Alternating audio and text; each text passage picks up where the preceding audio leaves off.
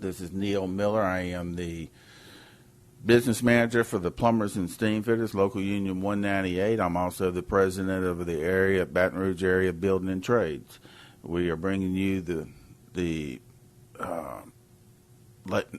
Baton Rouge Labor Radio, and for the first hour, we're going to have Union Edge with Charles Showalter, and we've been trying this for the last couple of weeks, and I really think it's good. I think I've gotten some good feedback about it, and I enjoy it. I hope y'all enjoy it too. I hope we get some callers in to compliment it or tell us what you think about it. At the 8 o'clock hour, we're going to have another guest coming in live, and we're going to be interviewing them. You know, the session's going on here at the Capitol right now, and they got a lot of things going on, and we're going to bring a couple of them in there to tell us what's going on with that. With that being said, we're going to start the Union Edge with Charles Showalter. Thanks so much for having me. Thank you very much. We appreciate it very much. You recently did an article about MSNBC silent on Scarborough keynote, which, Joe Scarborough, Morning Joe's doing some talking at political fundraisers. Right. So MSNBC sort of has this unspoken policy that its hosts are not at liberty to speak at fundraising events for political parties. And so what happened was when Ed Schultz was going to make a keynote speech at an event for Florida Democrats, he was told that he could not do that. Now, Scarborough is lined up to give a similar keynote at an event for New Hampshire Republicans, and whereas MSNBC was very quick to say, oh, we're sorry, we didn't know that it was a fundraiser, Ed Schultz will not be giving the speech, they're not saying anything about Scarborough, and it looks like they're going to let him go ahead and give that keynote. Now, let me ask you this. Is this because of a change in policy? Is this, something else? What's going on there? Well, the truth is we don't know because they just, I can't tell you how many times I've reached out to MSNBC to get a comment, and they quite literally just won't respond. I think what's really going on here is that, the network doesn't quite have all of its ducks in a row. I think it saw that it believed in principle that allowing a host to speak at a political fundraiser was a bad idea and would earn the network a lot of negative criticism. So they told that, but then when Scarborough wanted to do it, maybe for some reason it was harder to say no to him, maybe because part of his agreement with the network is that they won't interfere in this sort of thing, but it sets up this very sort of dubious double standard at the network, and it's something that they're going to need to provide some clarity on. Otherwise, the sort of frustration from people who are wondering why Ed Schultz wasn't allowed to speak to Democrats when Joe Scarborough is allowed to speak to Republicans, that frustration is going to grow and probably become a larger issue for MSNBC. Yeah, well, one of the other things that I am finding a little bit peculiar on MSNBC's part, Joe Scarborough's been doing some things and saying some things and kind of hinting at, potential political run, going back, get for elections, this kind of thing. He's gotten, in my opinion, in my perception, perhaps I'm wrong, I don't watch MSNBC all the time, but some of the things that, he's talking about and some of the people he's been defending of late, I think there's been a shift in the way he's been talking about things on MSNBC and Morning Joe. Sure, and there's absolutely all this talk going on about whether or not he is thinking about running for president. Now, I would just say that if you sort of look at the political landscape in this country, and you sort of look at sort of all the things he's said over the course of this 3-hour show he hosts in the morning, it would be very, very difficult to see how he could stand a chance to actually make any progress in a presidential bid. That said, Yeah, he would be running for his own, his own popularity. He'd be running, so he could get up there, say some things, and then go give speeches. Sarah Palin-esque.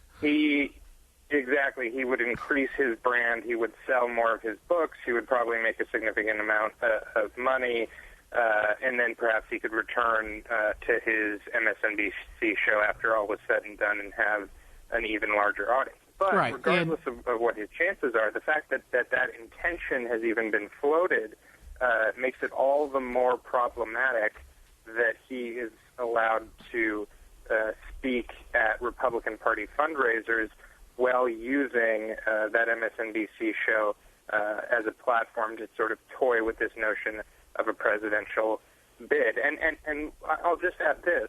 I don't necessarily think, myself, I don't think it's necessarily a problem for cable news hosts to speak at a party fundraiser, Republican or Democrat. But the network clearly did when it told Ed Schultz that he couldn't speak to Florida Democrats. And once they've done that, it's very hard to see how they justify allowing Scarborough to speak to New Hampshire Republicans.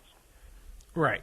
And, my question to you is, do you think this is actually something in Joe Scarborough's contract? Do you think this is Joe, I don't want to say throwing a hissy fit, but I mean, really, is this him jumping up and down and saying, you better let me or else?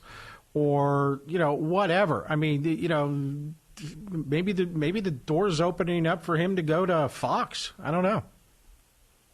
Well, I don't know. What I do know is that the Morning Joe brand, love it or hate it, is actually a very powerful brand for the network. And Scarborough sort of commands, he doesn't command a huge national audience. He commands a very important audience in the sort of circles of New York and Washington, D.C. And what that means is he probably has a little bit more leverage at the network than a guy like Ed Schultz does. I don't think there's anything in his contract that allows him to do this.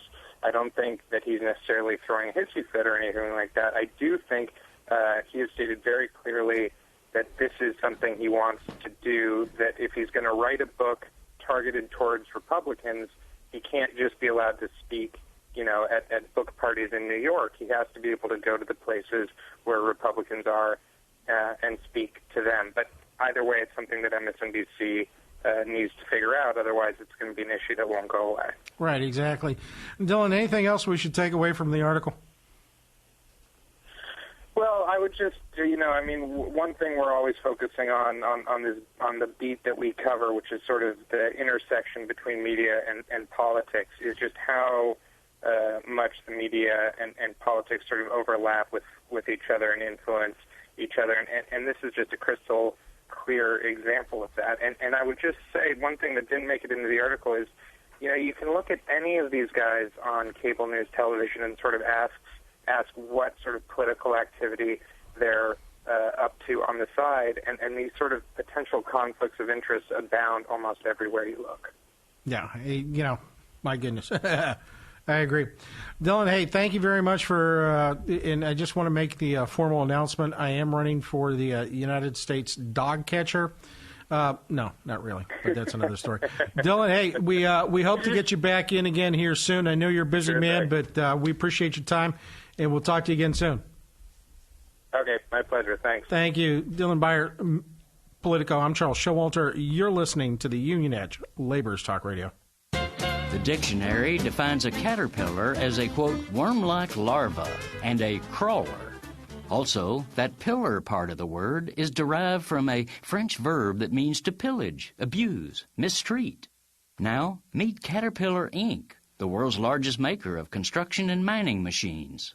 A recent report by the Senate Subcommittee on Investigations found that this worm-like behemoth has crawled through a tax loophole to abuse our public trust. Caterpillar has quietly shifted some $8 billion in profits gained from selling parts on the global market into a Swiss subsidiary in order to avoid paying more than $2 billion in taxes owed to our country. Even though this subsidiary has only 65 employees and neither makes nor sells spare parts, Caterpillar made a slick accounting maneuver that channeled 85% of its international parts profits into what amounts to a tax shelter. Corporate officials tried to bluster their way through a subcommittee hearing, insisting that their offshoring of profits was merely meant to streamline the corporate flowchart.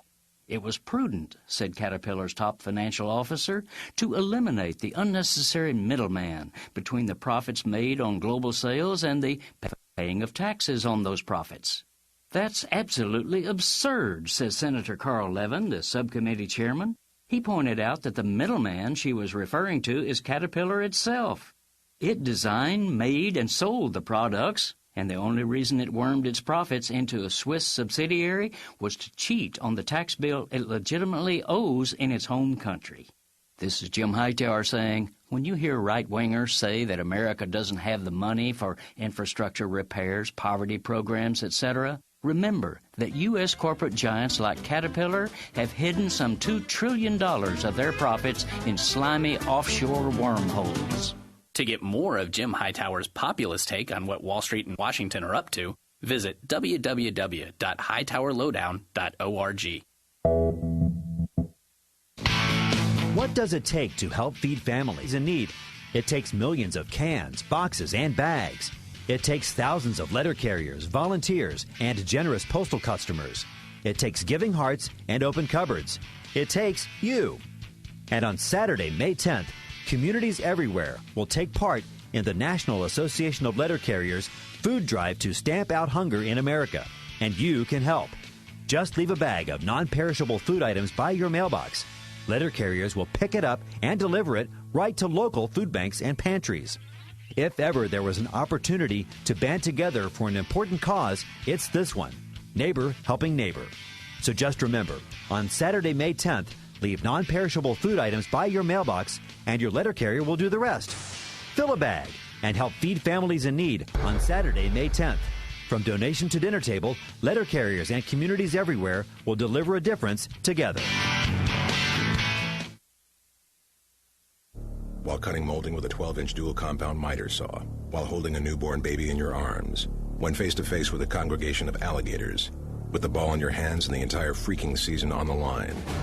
There are a million places you'd never consider texting, so why would you do it while driving? NASCAR driver Casey Kane here, asking you to please stop the text, and together we can stop the wrecks. Brought to you by the Ad Council and the National Highway Traffic Safety Administration. Get the message at stoptextstopwrecks.org. Whoa.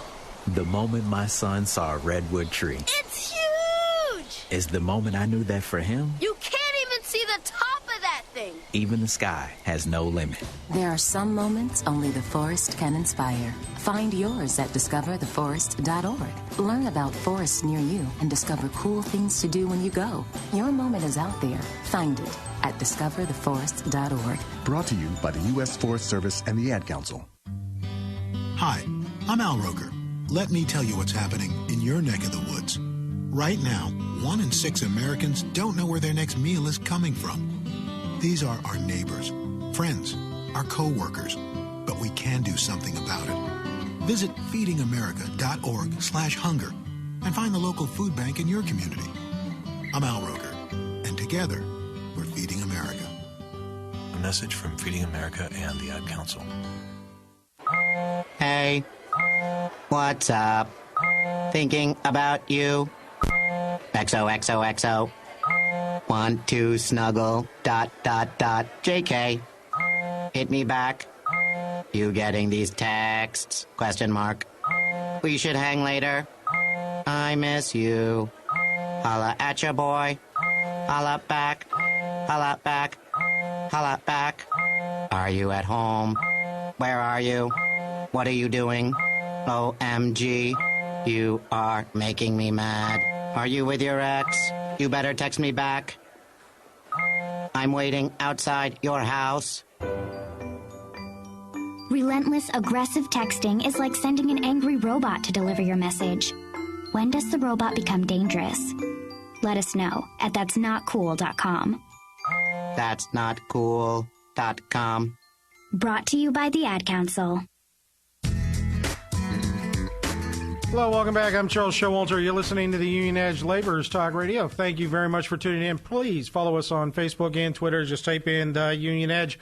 And, hey, go to our website, theunionedge.com. On the right-hand side of the website are apps for your smartphone, your tablet. Download the app. They're there for you. They're free. Allows you more flexibility to listen to the program. You don't have to be tied down to a radio. You can listen to it at your leisure. Hey, we're trying to be helpful. Right now, we're talking with Eric Bullard of Media Matters. Eric, welcome back. Hey, Charles, how are you? Always a pleasure, brother. Always a pleasure. Hey, listen, this kind of surprised me. Libel will defamation suits doom 3 right-wing media outlets. I kind of wonder, and after I took a look at this a little bit deeper, I could see how somebody's crossed the path, but you don't often hear about media outlets like Glenn Beck getting sued.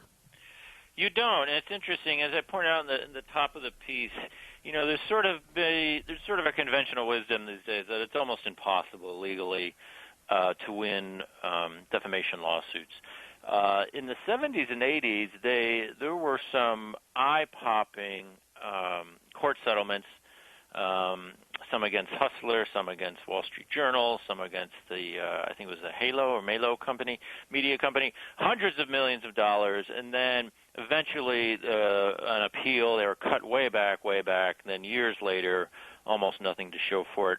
Most of the times these days, the cases are dismissed, particularly with American libel law. If you are deemed a public figure, it makes it almost impossible it seems that it's made it almost impossible to win a defamation suit, because you have to not only prove that what was, we'll say, written or broadcast against you was false, defamatory, harmed your reputation, but you then have to prove that the people who wrote it knew it was wrong and wrote it anyway to harm you purposely. So you have to get in you have to sort of get in the mind of the journalist. You have to produce an email trail, email to an editor, I know this is wrong, but let's publish it anyway. I mean, those don't exist.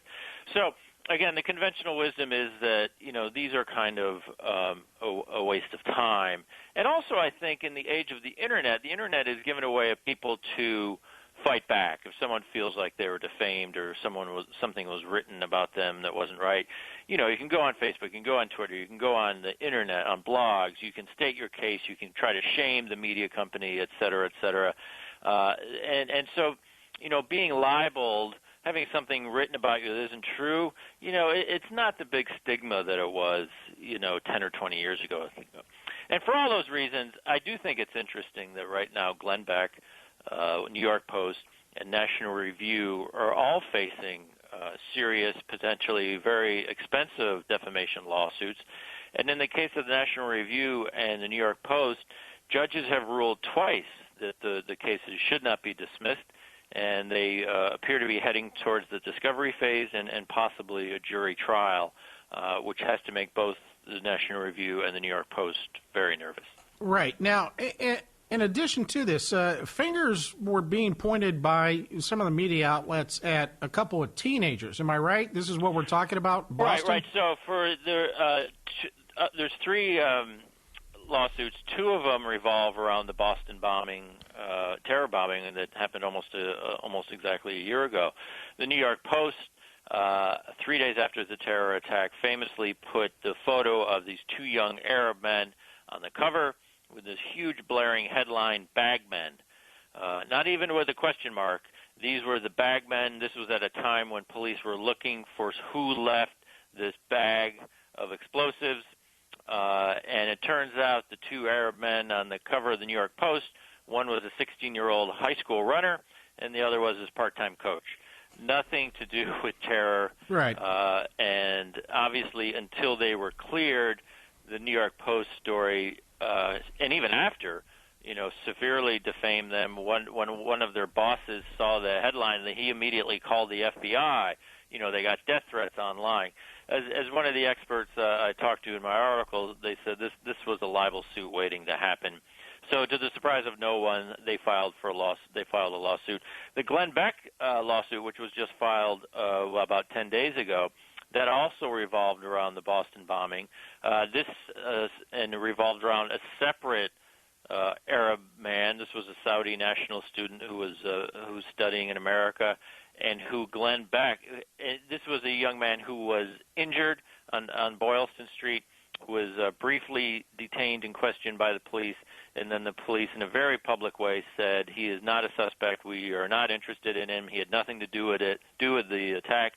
Yet for days and even weeks, Glenn Beck on Blaze, his media outlet, The Blaze, and on his radio show, depicted him as, quote, the money man, said he was absolutely involved. He may have been the ringleader of the terror attack.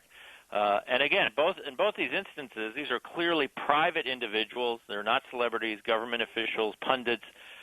These were people who the New York Post and Glenn Beck plucked out of obscurity and appeared to defame. And so those are two closely watched cases.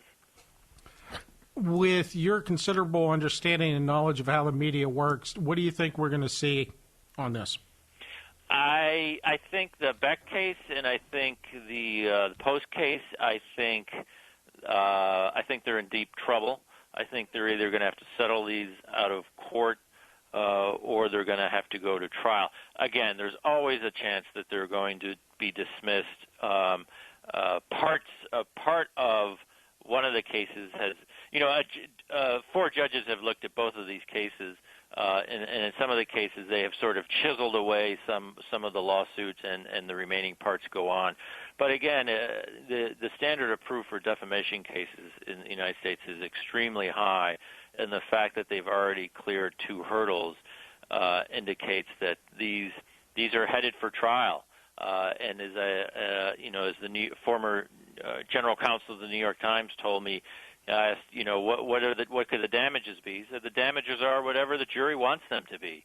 That is not a scenario any media company wants to go into. Now, the publisher of the National Review, he wrote a piece in January saying, because there was speculation that this lawsuit could literally drive the magazine out of business, he said, well, we have libel insurance, so, we will survive this lawsuit, but, oh, by the way, it sounds like the libel insurance doesn't cover attorney's fees.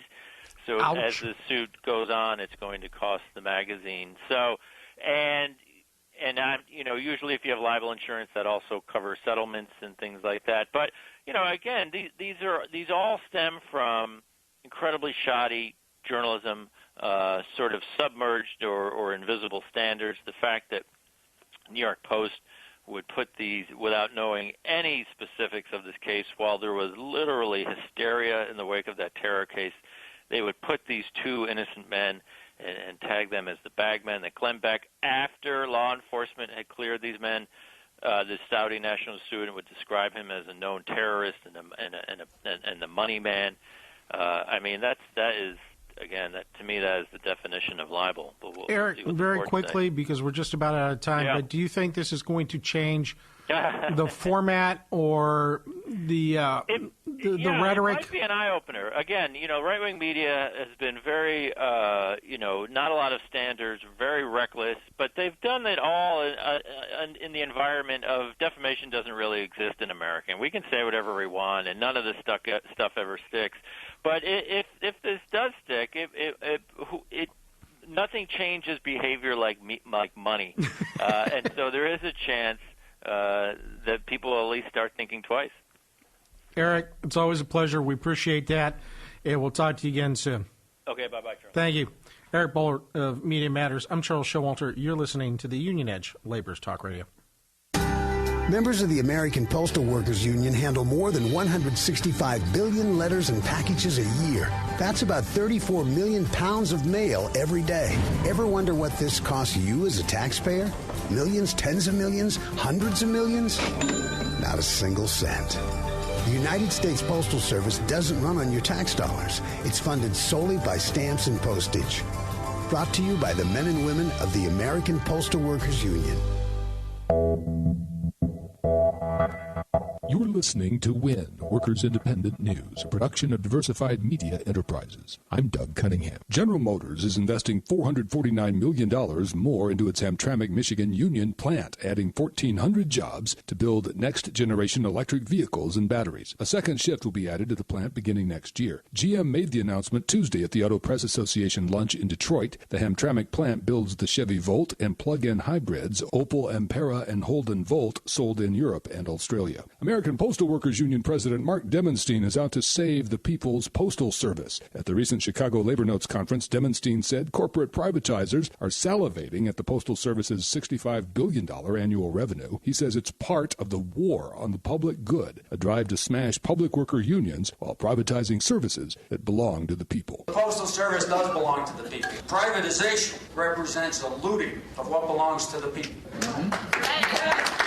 Privatization represents a transfer of wealth from decently paid union workers to the bosses and owners who thrive off non-union, non-living wage jobs. Unionized postal jobs have been one of the few areas of true equal opportunity and equal pay for equal work. And that's part of what's under attack right now in the Postal Service. Privatization robs our communities of decent jobs and the positive impact decent jobs have in creating healthy communities. And privatization of postal services will never provide universal and uniform services because the services will only be provided where a buck can be made. One example is the deal the Postal Service has with Staples, basically outsourcing some postal work to a private corporation while giving Staples a postal discount in the process. We're proclaiming that the U.S. mail is not for sale, and we're demanding that these units in Staples stores be staffed with postal employees who are accountable to the public and sworn to uphold the sanctity, security, and privacy.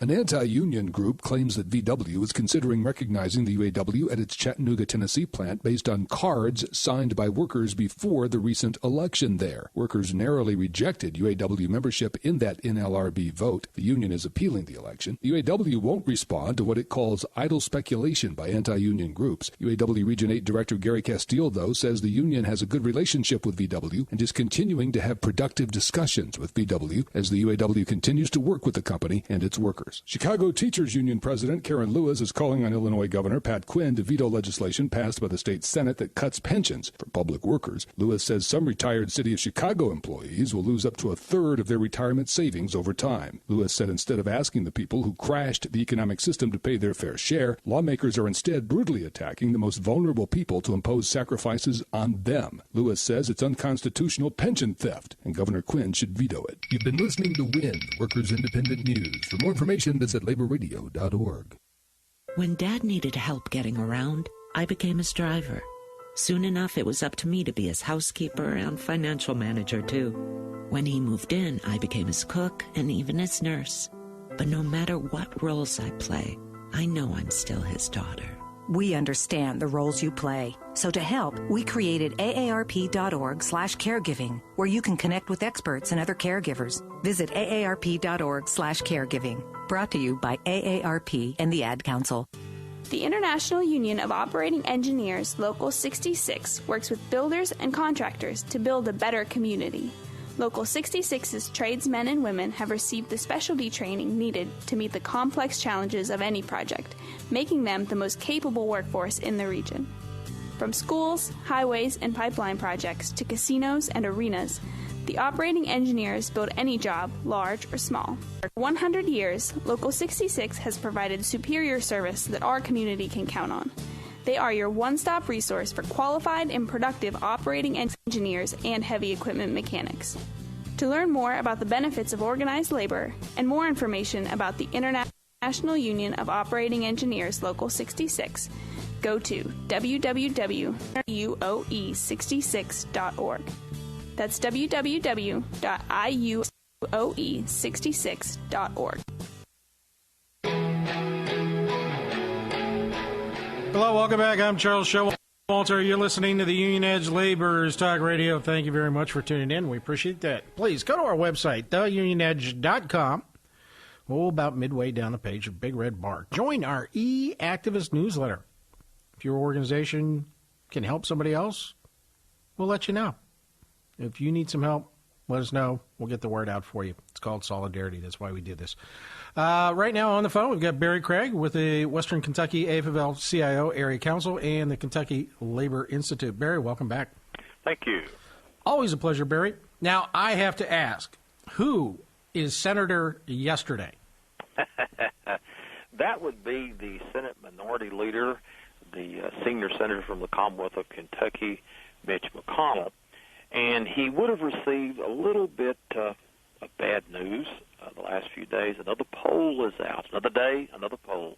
This is a PPP poll, admittedly Democratic leaning, but the poll has Grimes 45, McConnell 44. Now, back in February, Wenzel Strategies, which is a Republican outfit, had McConnell up 43 to 42. But then you go back to early in the year, back in January and early February, the Survey USA poll, which is an independent poll, had Grimes 46 to 42. Now, she has adopted what I think is an outstanding campaign tack, if you will, and she is labeling McConnell the senator of yesterday. Here's a quote. She says that Senator McConnell is championing yesterday's minimum wage, yesterday's treatment of women, yesterday's coddling of special interests and Wall Street bankers. Charles, I think that's a very good approach to take. I guess it's probably the only approach she could take. Barry, that was hurting me, and I'm not even in Kentucky. There you go. She is 35 years old. She is in her first term as our Secretary of State. And, of course, this is done to counter charges from the McConnell camp that she lacks experience. He, of course, is 72. He is in his fifth term as a senator, going for number 6. So this is, I think, a very effective way to counter that argument that she doesn't have the experience to win. He is continuing to try to nationalize this election. Of course, the liberal word, the L word, he's always throwing this around against her. But again, this is a very good strategy. She is in great shape. Of course, the primary is coming in May. Minor opponents to overcome in May. She'll do that easily. Matt Bevin, the polls continue to show that McConnell does have a hefty lead over Matt Bevin, his Tea Party tilting challenger. But again, the real primary elections is turnout. People vote in primaries that's your party activists, Democrats and Republicans. And a lot of these Republican activists in Kentucky are Tea Party. And this is their candidate. So we'll see. It'll be a small turnout. It may be closer than the polls show. Beat him, I don't know. I don't bet on politics and sporting events, but McConnell probably has the edge here. Yeah, and you know, I'm thinking to myself, Barry, you don't bet on sporting events and politics, but the good senator, you know, obviously his commercials are not in with either basketball or politics. Well, I'm glad you brought that up, Charles, because I would like to plug the president of our Central Labor Council, Jeff Wiggins, who's a steel worker, and I want to give you what I call the Wiggins theory of McConnell's gaffe. Oh, I am all prepared to this one down. Okay. And we are recording. Yeah, okay. Here's the deal. As you know, McConnell put out this ill-fated commercial in which he was lauding the various positives about our great state. And he included just a split-second image of some basketball players. And these fellows were in white jerseys, white trunks with blue trim, and, of course, the big blue Wildcats. As it turns out, a sharp-eyed fellow named Joe Sonka, who just happened to be the reporter that McConnell barred for a press conference a few days before, somehow it caught his attention that these guys were Duke ball players. And, of course, in Kentucky, that's the Antichrist basketball team.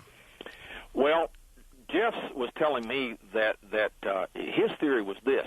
If Kentucky won the national championship, which unfortunately Kentucky did not, that will be forgiven.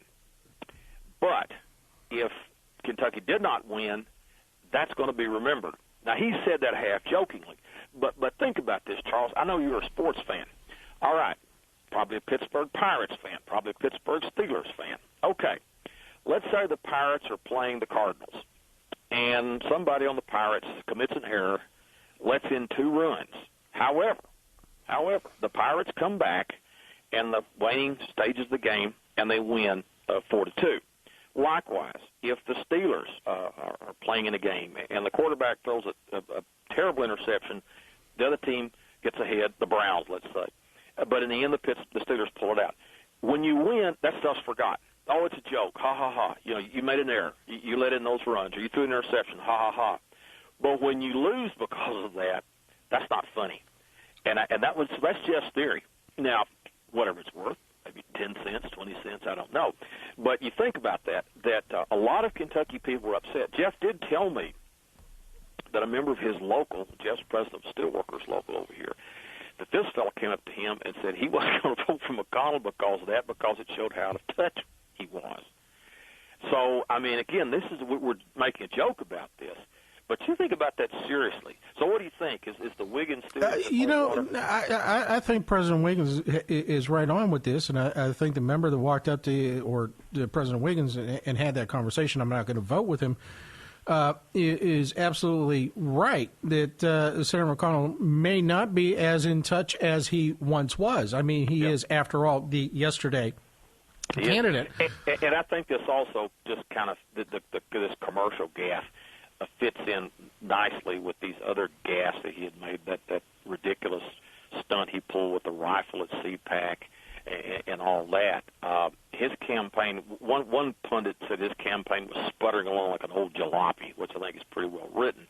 But again, it's a funny thing, and you know, sports it means a lot in Kentucky. Now, of course, we would agree in all seriousness that you shouldn't vote on a candidate based on sports.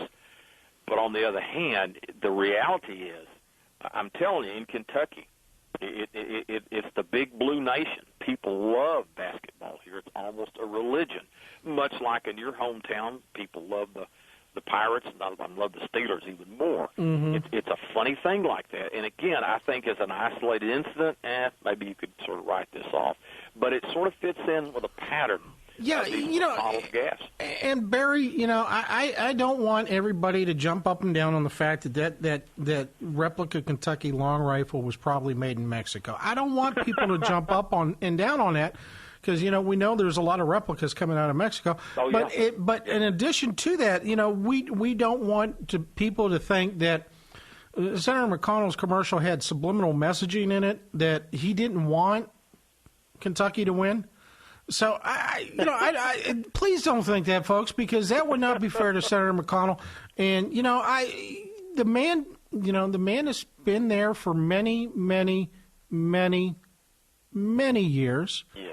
And, you know, sometimes, Barry, you know, I know when we get a little bit older, we're not the same person that we were when we were 35 years old. Well, that's the thing, you know, in all seriousness, Charles. Again, getting back to her senator yesterday approach to this, all candidates in the end have what I call a sell-by date. For example, in this congressional district where I live in the western part of Kentucky, it's around 20 years. If you go back through history, you can see about 20 years is it. Now, before this district became Republican, strongly Democratic, and it was the Democratic primary where these incumbents got tripped up. That's a powerful message, a message of change, a fresh face. And I think this is a really good way to do this. And again, as far as these gaffes go, what comes next? And again, I think let's go back to a sports analogy.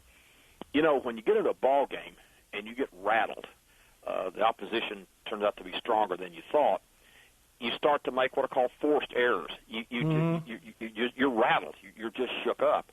And you got to wonder, again, this pattern that we're seeing from the senator, that he does know. He does know deep down inside that he is facing the most formidable opponent that he's come across since 1984 when he upset Dee Huddleston down here. He knows that he is in for a dogfight, and these polls keep showing that she is either slightly ahead or maybe slightly behind, but it's a fiercely competitive race. Right. And again, he's been used to just knocking off people one after another, like ducks in a shooting gallery. But this is a whole different situation. And she's been very, very clever. And going back to that rifle incident, before that, she challenged him to a shooting match. Oh, and he's not taking her up on that. and again, that's very clever politics to do that. I don't think he will.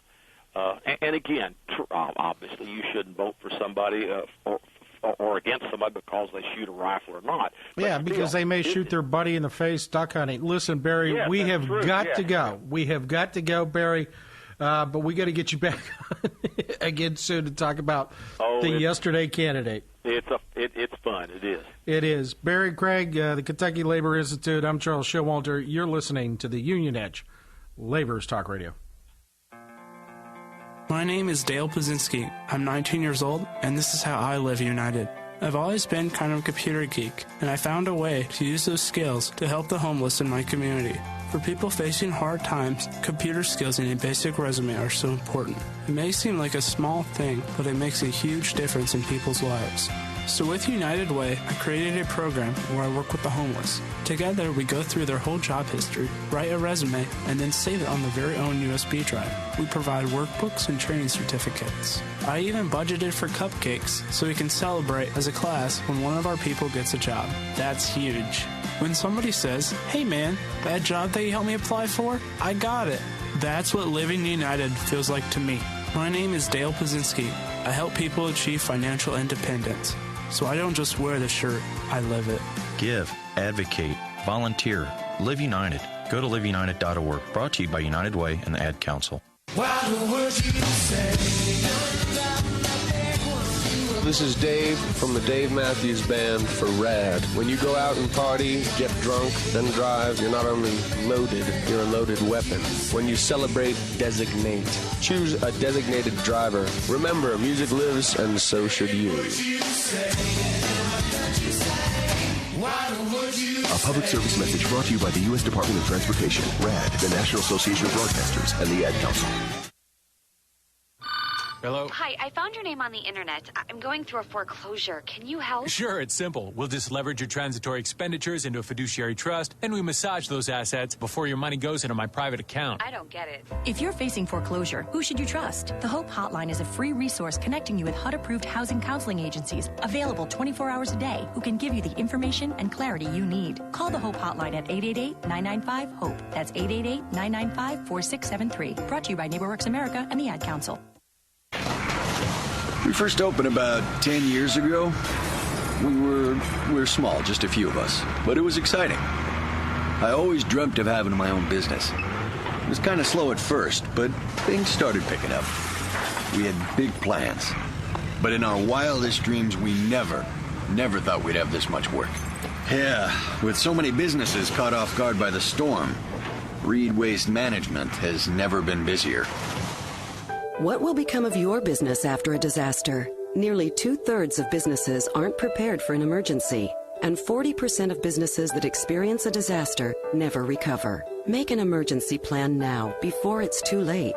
For a free online tool that helps you develop an emergency plan to keep your business up and running should disaster strike, visit ready.gov/business. Brought to you by the Federal Emergency Management Agency, the American Red Cross, and the Ad Council. At highway speeds, the average text takes your eyes off the road for about 5 seconds. That's enough time to travel the length of a football field. Stop texts, stopwrecks.org. Brought to you by the National Highway Traffic Safety Administration and the Ad Council. Foreclosure is hard on every member of the family, but your family is not alone. If you're struggling with your mortgage, there is help. To learn about the government's Making Home Affordable program, visit makinghomeaffordable.gov or call 1-888-995-HOPE to speak to a HUD-approved housing counselor. It's free of charge. Visit makinghomeaffordable.gov or call 1-888-995-HOPE today. Brought to you by the U.S. Treasury, HUD, NeighborWorks America, and the Ad Council. When I have an asthma attack, I feel scared. I feel like I'm choking. Prevent your child's next asthma attack. Call 1-866-NO-ATTACKS. Visit www.noattacks.org or call your doctor, because even one attack is one too many. I feel like a fish with no water. Brought to you by the EPA and the Ad Council.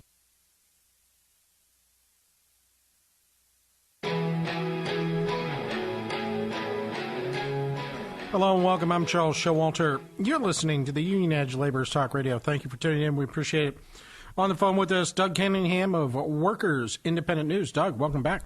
Hi, Charles. It is good to be with you, but since you guys are based in Pittsburgh, I have to acknowledge the tragedy that happened at the high school there. My heart goes out to the families of those folks that are hurt. 20 people hurt in that stabbing at Franklin Regional High School. I know you guys are in that vicinity. So right, my wife actually went to school there, and it's not too far away from us. And you're right, our hearts and prayers go out to all the young men and women who were victims in that. And all I got to say, Doug, is thank God somebody didn't have something else.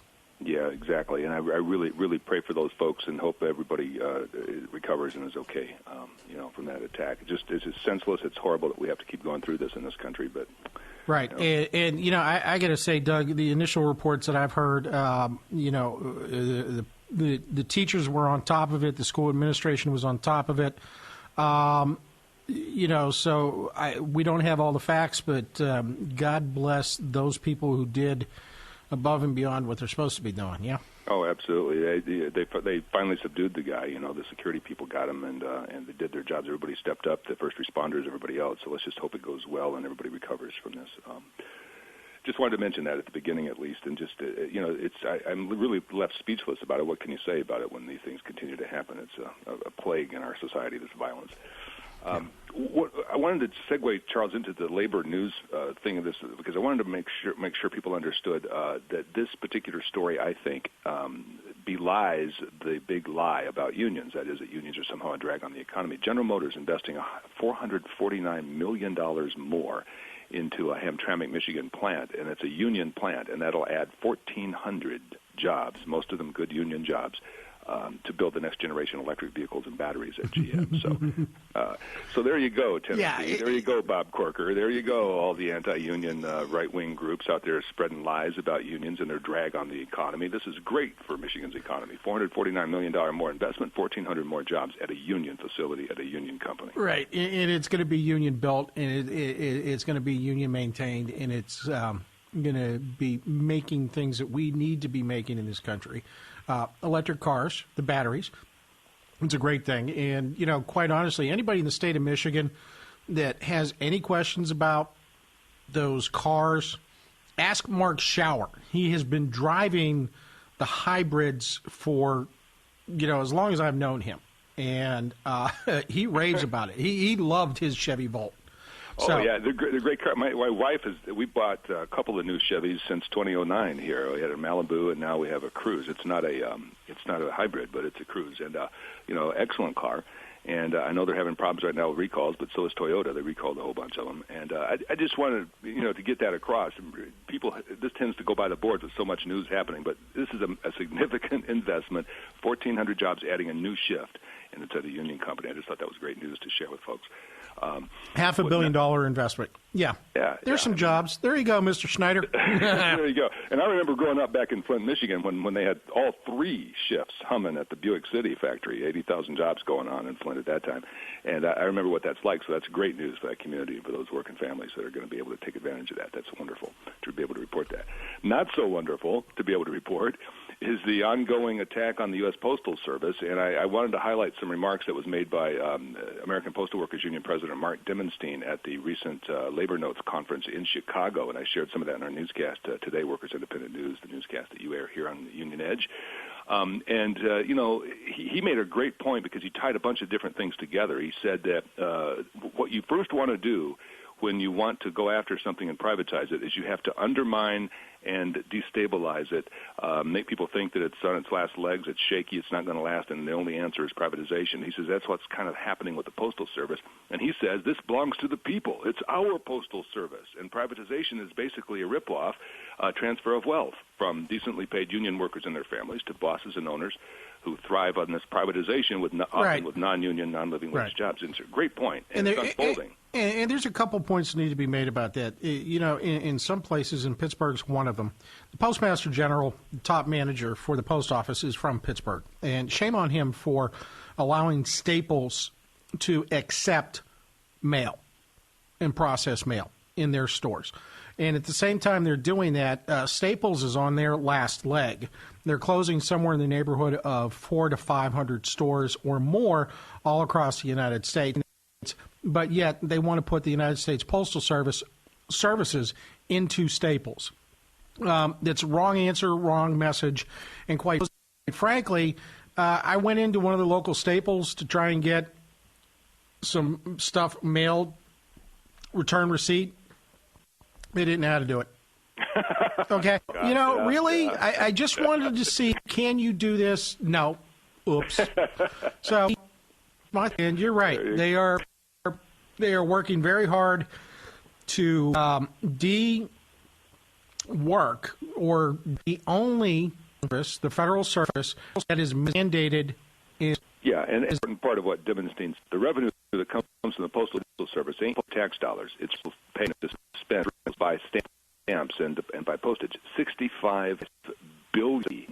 And he said that privatization gurus are salivating over. It's not that they think the Postal Service is so terrible. They like that revenue and they want to grab that revenue for themselves, and that's what it's all about. Right. So, and I got to ask you this real quick, Doug.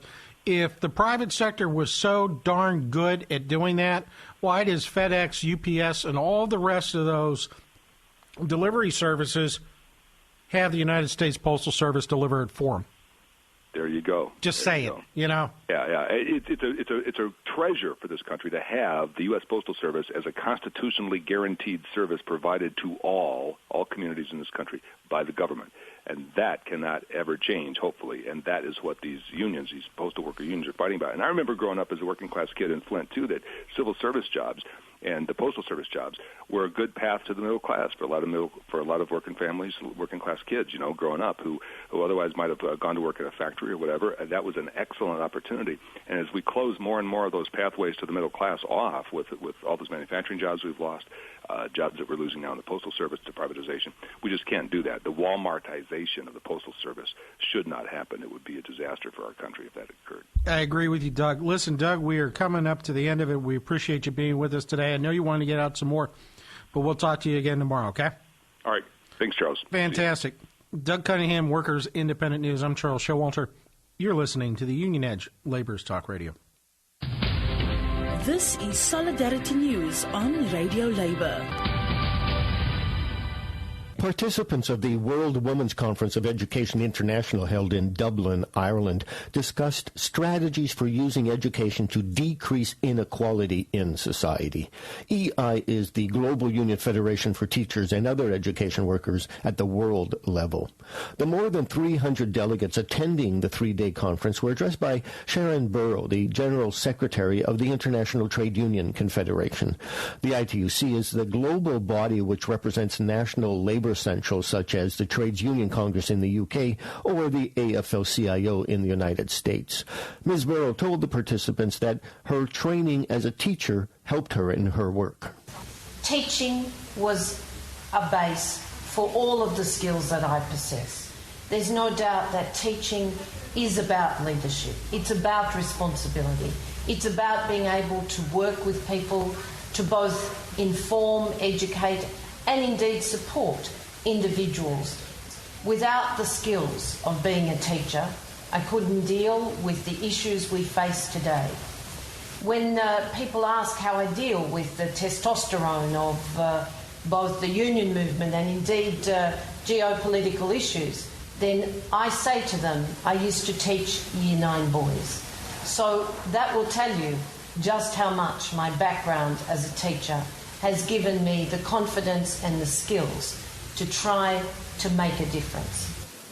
Loretta Johnson is the Secretary-Treasurer of the American Federation of Teachers in the United States. She began her career as a teacher's assistant. We talk about poor people, and we talk about the struggles that they meet.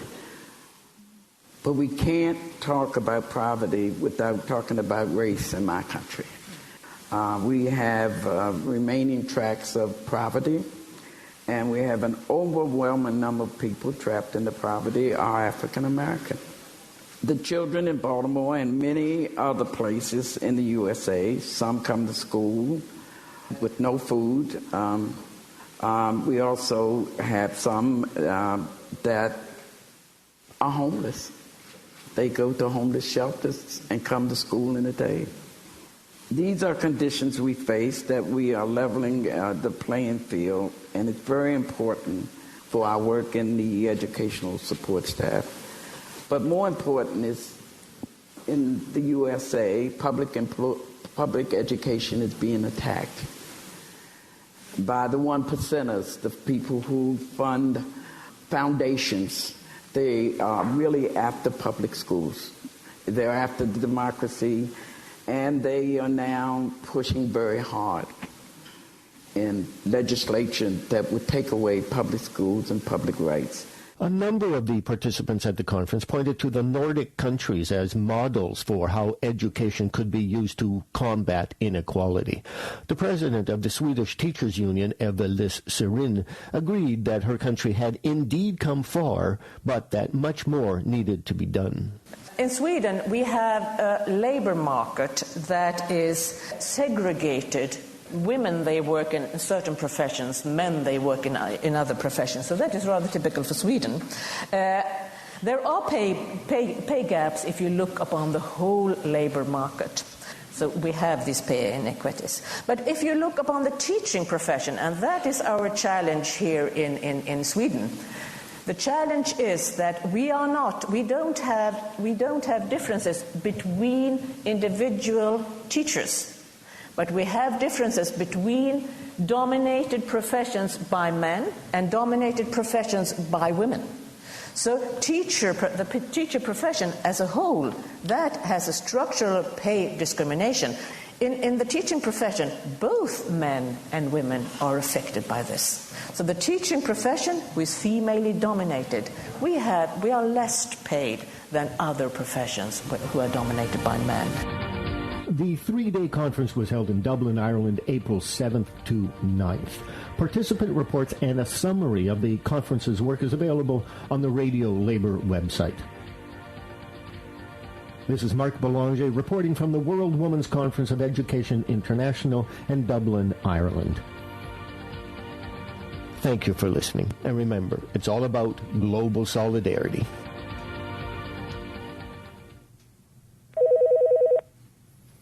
And we're back. This is Baton Rouge Labor Radio, and I am Neil Miller. Good morning, caller. You're on the air. Oh, hi. This is State Rep Kevin Pearson. Hey, Kevin. This is Neil Miller. You timed it just right. We just got through listening to the Union Edge, and we have Kevin Pearson on the phone with us, and glad to have you on. Let me do a little intro, Kevin, and we'll get started with you. Sure. Okay. First, I'd like to thank the Union Edge and Charles Showalter for reporting for the Baton Rouge Building and Trade on the first hour. And this is the Baton Rouge Labor Radio. We are on WTQT 106.1 FM. The number here is area code 225-343-1075.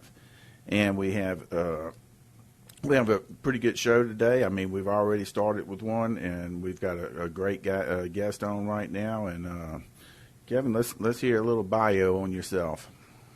Oh, well, I mean, I was just an ordinary guy. I've been an investment advisor, financial advisor for about 26 years now, and about 7 years ago, I kind of said I want my state to improve. I'm tired of being last in everything good and first in everything bad, and you know, that was then. This is now. I learned a whole lot in the last 7 years. Well, let me ask you something. I mean, because I know when I was a rank and file member and I decided to run for office at my union hall, there was a lot of things that I wanted to do. And, you know, when you bail off into it, you think you're going to change the world. Did you Did you get a few lessons that it's not as fast as you want it to be or thought it was going to be? Very, very true. I think the very first thing I learned was baby steps. I mean, on your own, and on your own, certainly you can only get things done with baby steps. But, baby steps will get you in the right direction. So I learned to accept that.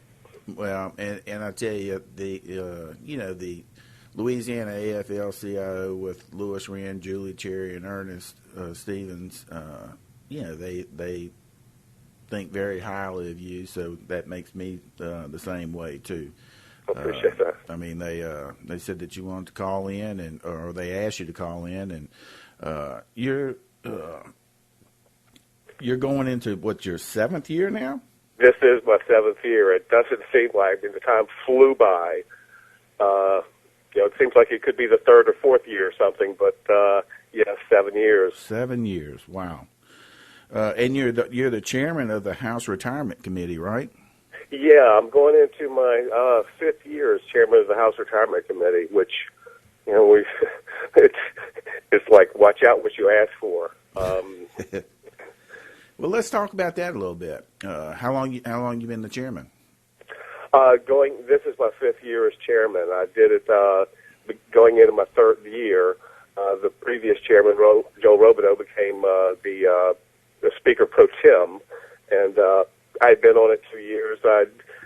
Not a lot of guys, not a lot of the members really love being on the retirement committee. Some are okay and like it, but it's just sometimes it's so complex, and either you want to dive in or you kind of like want to just listen. I think just with my background, it always intrigued me, learning more and more about the retirement systems and the issues that are really there. Have you found, because I also sit on our board of trustees, which is over the retirement system for our group,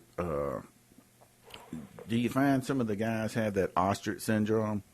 They put their head in the sand and they think everything's just going to go away. And it's just you have a retirement system. You're committed because this is the people's livelihoods that are coming behind retiring. And I'm sure you're in this. Well, I know you are because I read about it all the time. They haven't been funding it over the years.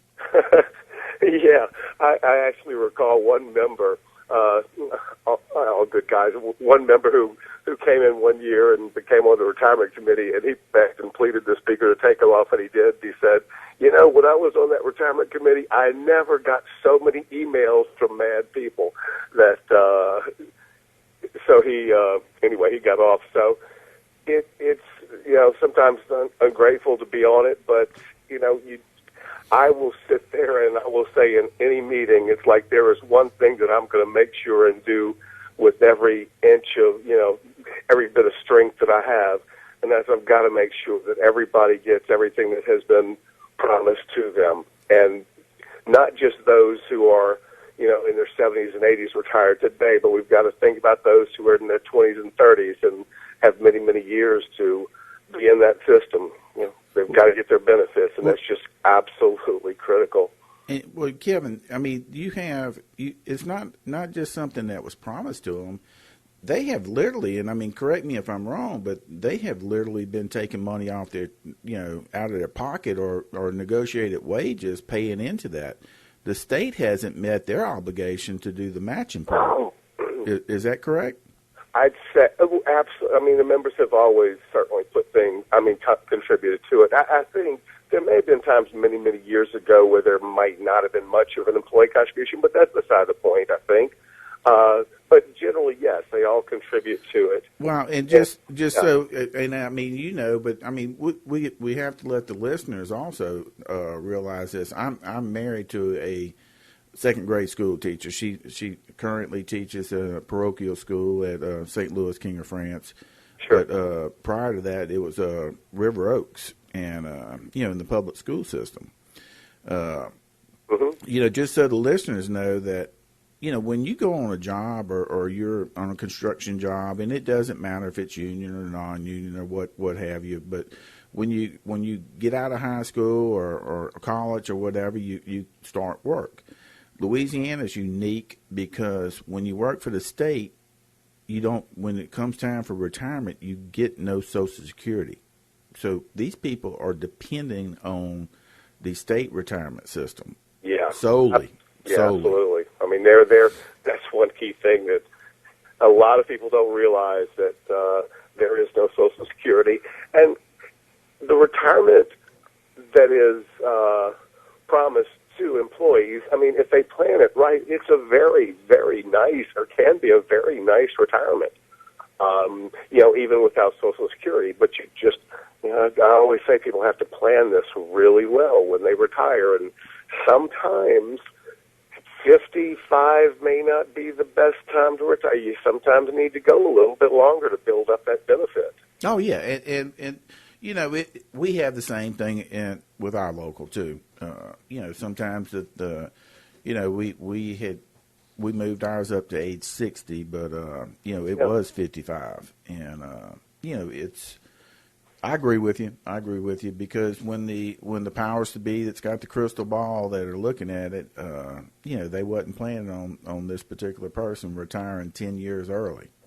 And the thing is when this person retires, at such an early age, the biggest thing is I'd say it's fine if you only live to be 72, but if you live to be 95 or 100 years old, you're not going to see those regular cost of living raises. It's just that our system is not structured that way, and it's not funded in a way where we could even entertain that now, unfortunately. And I want to go back and, as we're saying, the state did, because you asked, the state did start a defined benefit, pension plan many, many years ago without adequately funding it. And every time I suspect there were shortfalls in the budget, they'd look and see if there was a way, because there are ways you can kind of manipulate, or I hate to say manipulate, but there are ways that you can change and tweak this and adjust that just in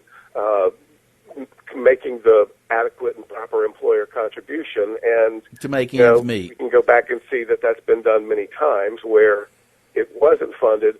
But I'd also say that, when I started, and I don't want to take credit for this, but when I started in 2008 in the legislature, it was about $12 billion in unfunded liabilities, and now we're at 19.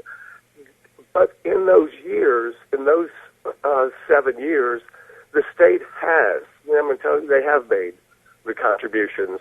It's not only that the state didn't make the contributions, it's like this market was pretty bad, over the last decade, and especially 2008, 2009 with that huge recession. That's really what took it down from the 12 to the 19 billion in unfunded liabilities, and haven't been able to really get that back yet. And that's another thing that a lot of people don't, and I think you brought up a very good point, something that a lot of people don't understand also with the retirement system. You're counting on the stock market to make, a certain percentage every year. And when it doesn't meet that, or it goes in, it goes into the deficit mode as far as what you were, stock market crash and it lost money. No matter what you do, you're not going to ever catch that back up, because it's a yearly deal when you look at the deal. So if you lost, you lost X amount of dollars, and I don't want to throw dollar amounts out there, but that is something that you will never. It's never going to come back. You can lose $1,000 this year, and we're talking hundreds of thousands of dollars when you start talking about big retirements or millions. Actually, billions. Yes, and I didn't want to get into those numbers, but when you lose that, you got to look at how long it takes for you to recoup that loss. It might take 10, 12 years for you just to recoup, but you never really actually recoup it in the long run. Well, there are hopes, and I mean, there are a lot of intricacies, and we did have certainly a good year last year, and they don't take the year-to-year returns, and I mean they take averages of returns, so there are a lot of calculations that they make. The interest rate that the retirement system needs, that a lot of people aren't aware of, is really in excess of 8%. We're talking about primarily the two biggest systems, which are teachers' retirement and state retirement system which is called lasers. Keep that teachers ones going now. It's like 8%, and they are absolutely the management is outstanding. I'd never sit there and ever criticize the management. They do a great job managing the assets, but it's certainly challenging as well. Well, that again, that is something that you got a lot of people that are already retired that depend on it, and you also have future retirees. Have y'all tweaked the eligibility any, or have y'all done anything with that?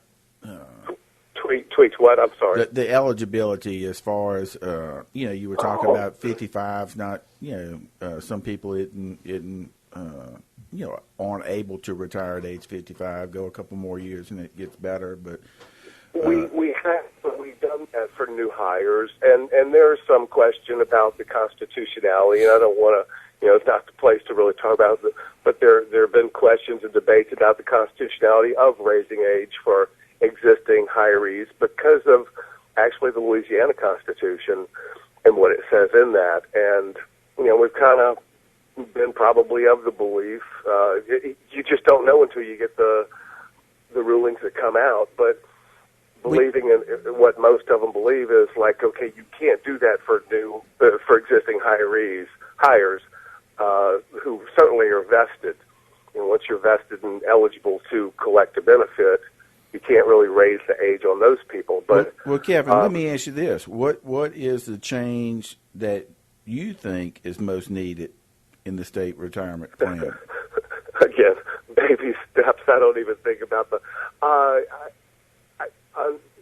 think the biggest thing is to recognize that we need to change ages for retirement, and we have done that. Well, let's you and I sit here. Let's stop right there, and you and I talk about this because, you're talking about baby steps. This is something that, most plans, and I'm talking about, defined benefit plans across the country. It doesn't matter if it's a state plan or a local 198 plan or a carpenter plan or whoever's got a defined benefit.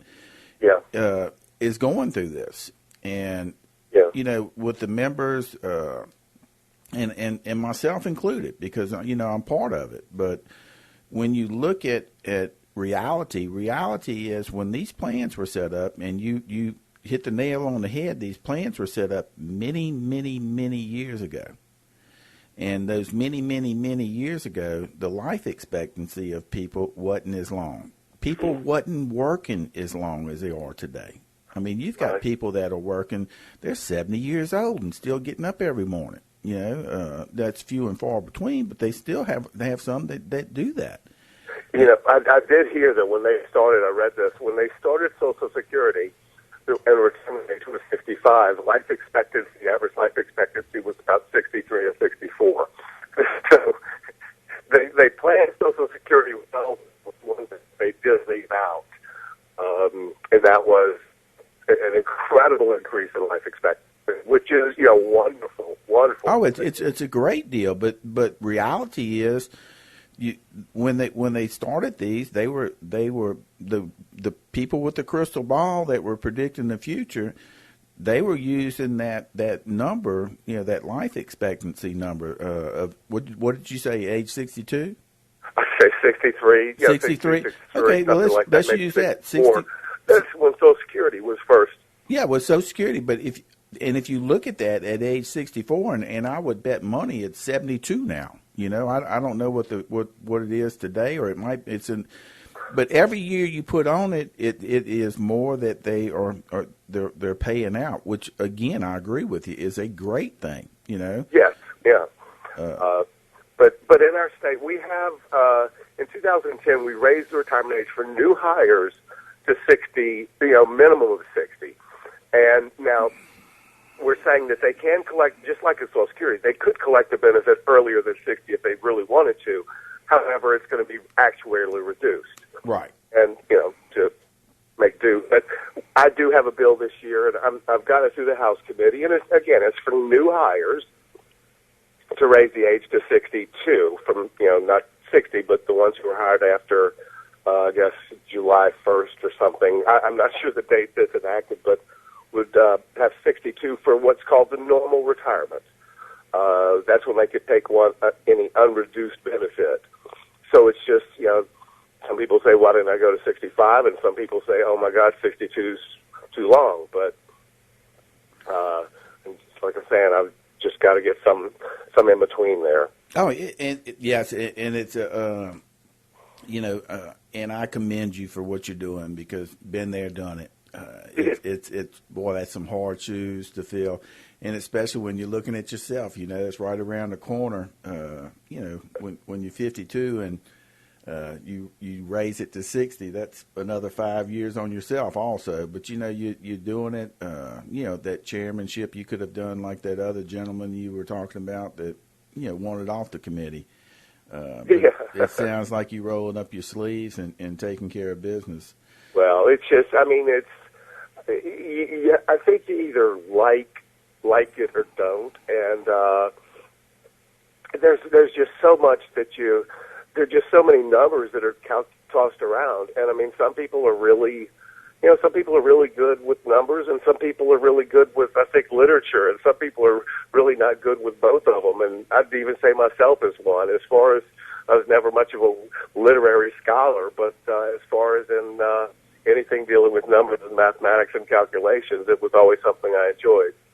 So, well, my wife tells me that I didn't learn phonics in the second grade, so that ends my literate that part of it, and then I have no control of the bank book, so I guess I'm not good with numbers either.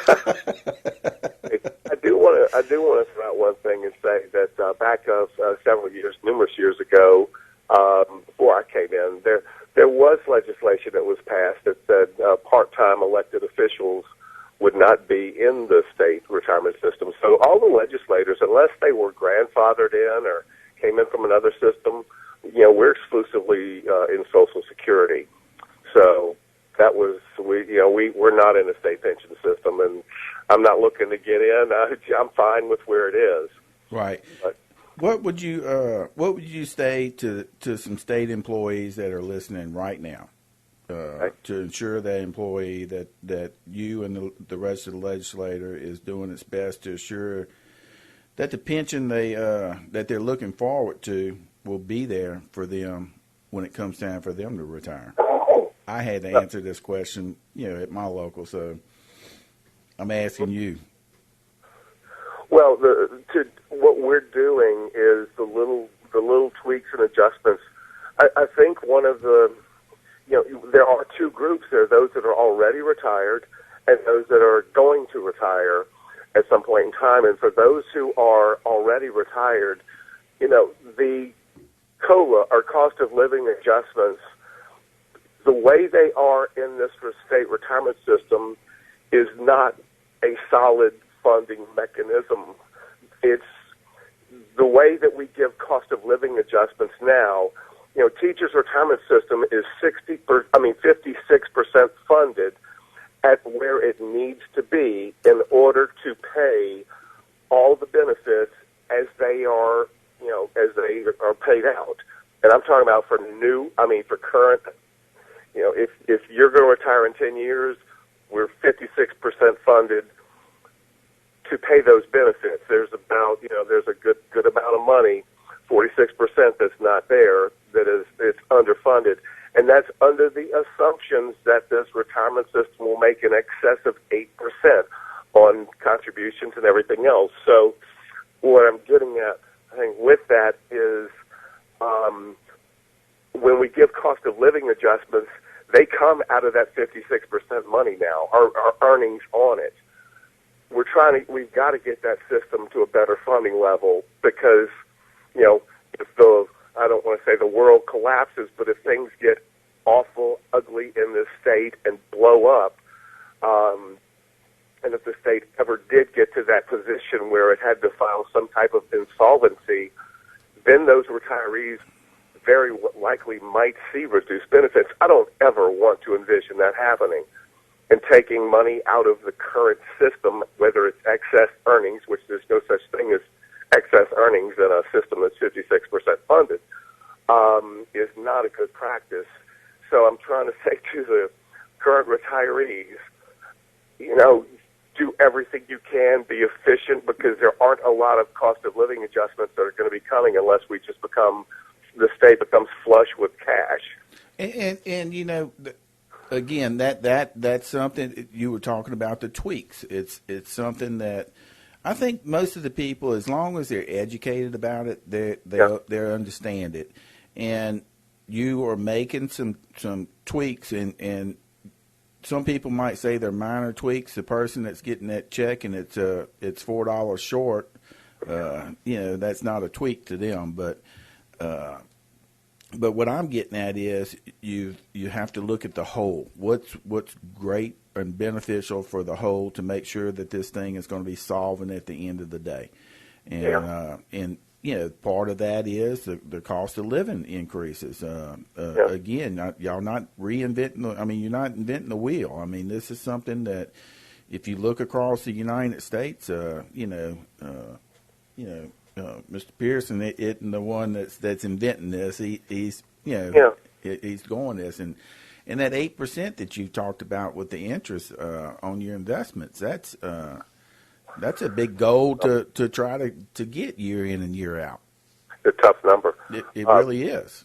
One other thing I wanted to say just to those state employees, I'm not an evil one. Just sometimes like my father, always a lot of children think their father's really strict, and it's just like you've got to be stern. When you really dig in and delve in and understand this, I think sometimes I can't just be given there and giving away the farm and, not sometimes be a little hard and say, no, you can't take the car today to a high schooler who's, it's hard sometimes, but it's like, you've got to look at the whole picture. One thing that we have done, I did years ago, maybe about 4 years ago or 3 years, probably about 4 years ago. For new retirees, they're not looking at this enough as they should. But if you give someone a choice of, let's say you give someone a choice of $3,000 a month for the rest of their life, or $2,400 that increases at 2.5% per year. Well, if you only live 5 years or 10 years, that $3,000 a month is probably going to be better for you. But if you live to be 90, you'll wish you'd taken the lower amount and planned for that. So they do have those options. I brought that as legislation years ago where you could have a guaranteed automatic increase. But obviously, those aren't exact here. But I'm saying they should consider that, especially if there's longevity. And you've got to assume for longevity, because if you live to be 90, that's when you need these things. But if you only live to be 70, you're happy and in heaven. You're not worried about it. You're fine. Well, let me ask you this, because, and it's something that, I've read about in the past, but, earlier we were talking about as far as the state funding, and I know that the state has gotten in a bind in years past, and they kind of rob Peter to pay Paul as far as the money that's out there. Does the state owe the retirement system money as of right now from the past? On the hook. The state's on the hook for the entire unfunded liability, which is the 19. Yeah, but that's not what I'm asking. Do they owe money to the retirement systems from the past? I know they have the liability part of it, but I guess what I'm asking is, were they supposed to put X amount of dollars in one year and they didn't do it? And they said, oh, we'll do it next year. Then the next year they never did it, and that just... Well, we could go back and say, In 1988, there was a recognition that the systems were underfunded. And a lot of that underfunding was, there was several $1 billion back at that time, and they recognized and realized that, the state perhaps had not adequately funded the system. So there was a constitutional amendment that required this, that the voters voted on, the legislature brought, it wouldn't be there if they didn't, that said that the state must pay these unfunded liabilities, and they amortized them over a period of 40 years. So those liabilities were, and that's what we're paying now, and there's a big part of that. That's about half of the unfunded liabilities.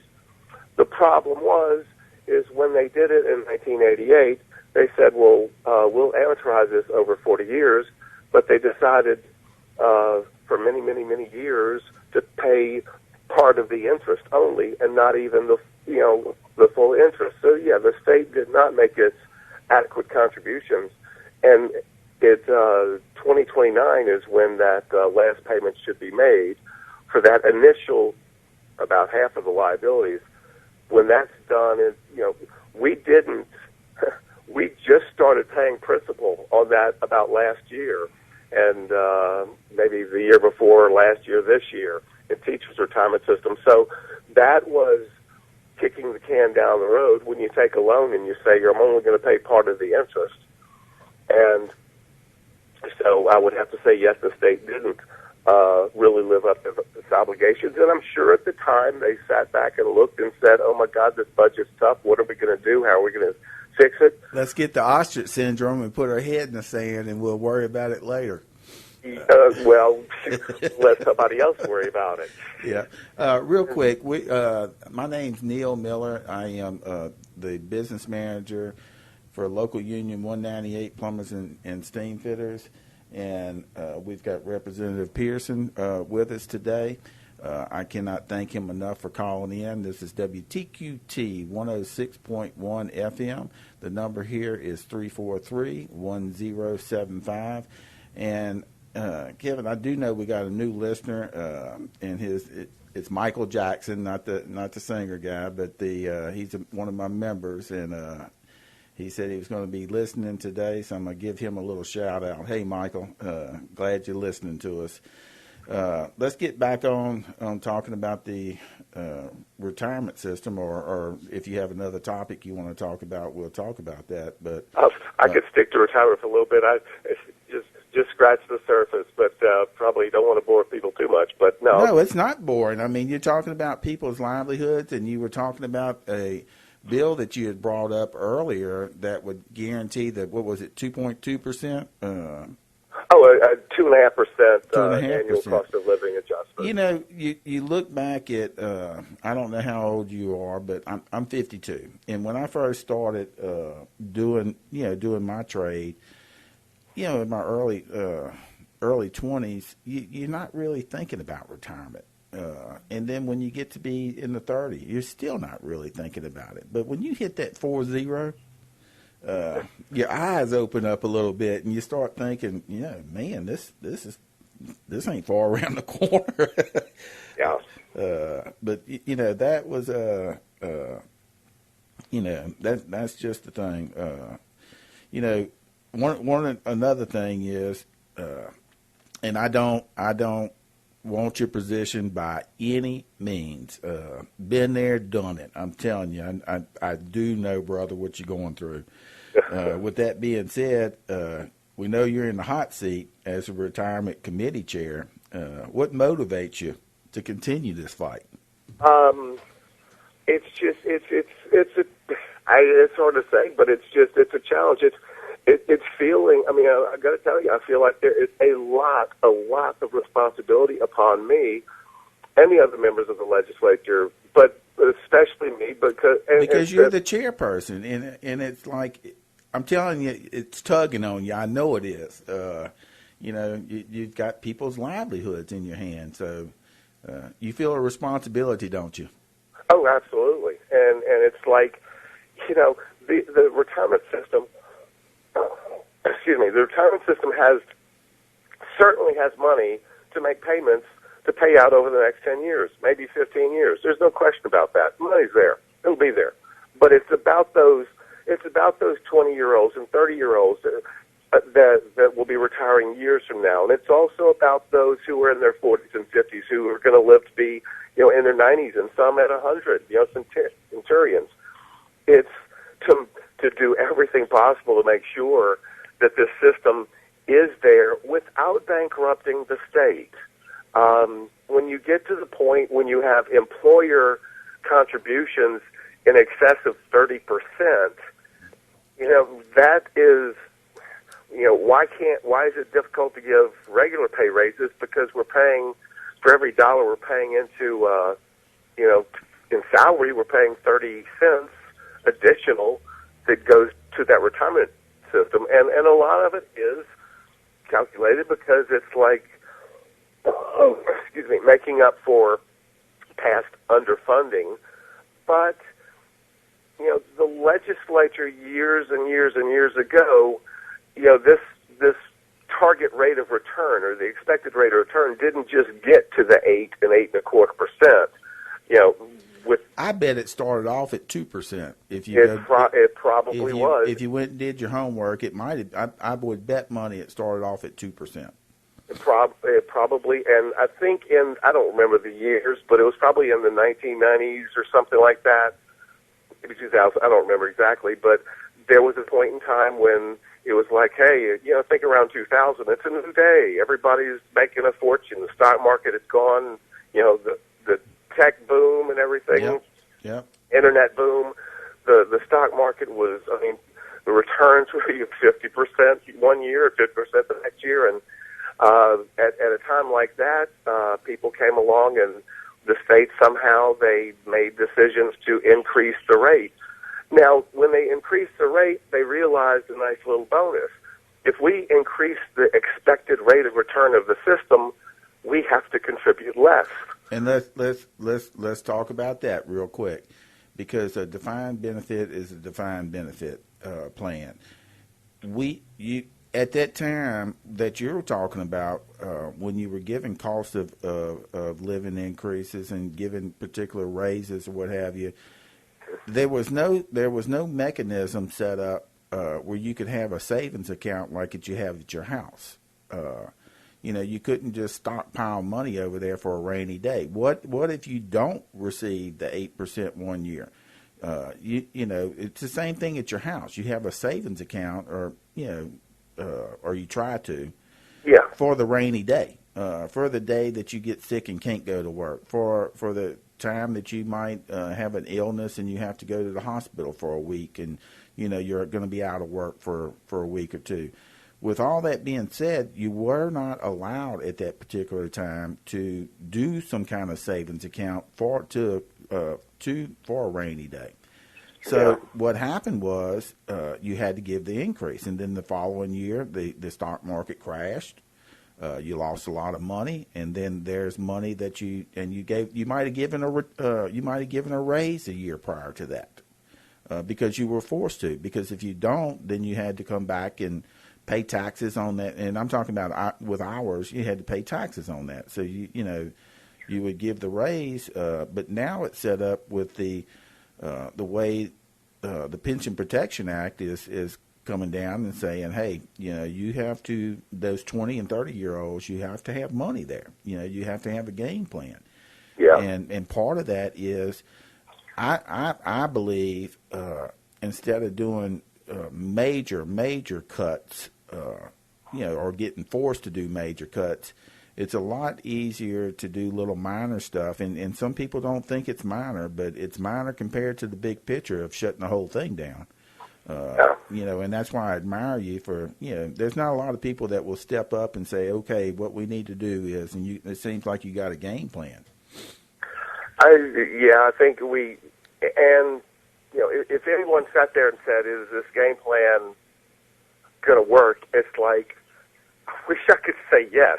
I'm going to say we really, really hope so. And it's not the best way to be addressing things, but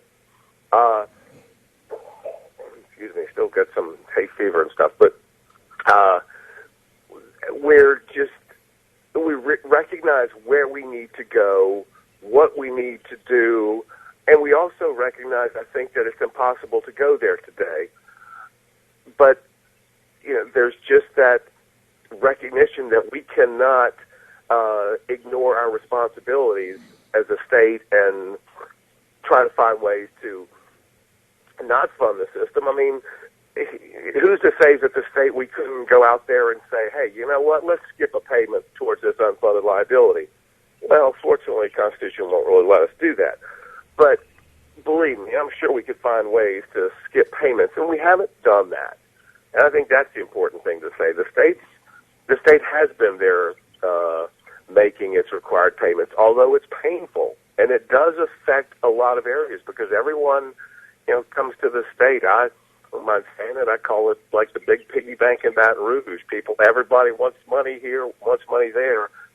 But, we have our primary obligations that and a responsibility to certainly make sure that the pension systems and the promises that were made are taken care of, and that comes along with funding the system and getting the system in better standing, better shape. And you're also going to have, I know you read the newspaper and watch the news, and you're more involved in it than I am, but you've got a construction boom that's fixing to hit this state like you haven't seen. I don't think we've ever seen it. You can talk about the boom in the 70s and in the early 80s, across the United States and Louisiana too. But Louisiana, along this Gulf Coast, and Louisiana is the prime target for it. But you're looking at all these influx of people that are going to be coming to this state, and they're going to be bringing their family. And when they bring their family, that's going to be more kids and more schools and more teachers, and it's going to be an added cost onto the retirement system also. Hopefully more taxes that they'll be paying too. That's the way the economy's supposed to work. Yeah, but they got a lot of people think that pay no taxes and get all the perks. Yeah. I hear that all the time. It's like the tax busters. Yeah. They really think that they shouldn't have to pay not the first dime in taxes, but they drive on the roads. I bet they're glad they pay taxes when they hit that 911 button and their house is on fire and the fire department gets there, or the police get there, or whatever emergency they might be needing. And and it's just a